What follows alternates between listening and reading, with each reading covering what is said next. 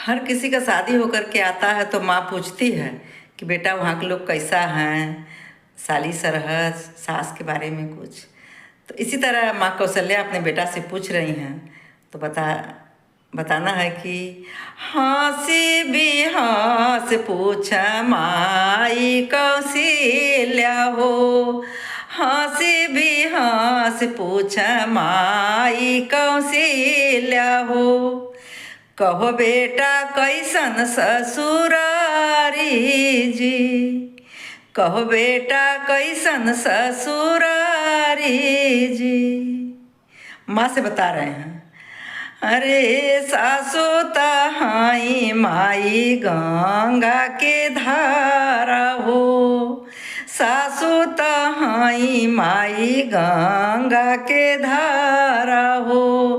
सरहज यमुना के पानी जी, सरहज यमुना के पानी जी।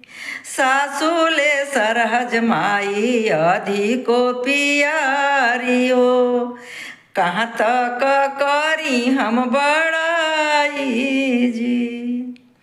तब माता जी बता रही हैं कि अरे नवही माह पूत मोरे को खीरहला हो, नवही मास बेटा मोरे को खीरहला।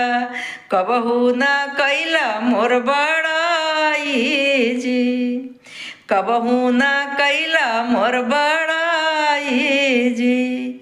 एके ही माह पूत गैला ससुररिया में, एके ही माह पूत गैला ससुररिया में।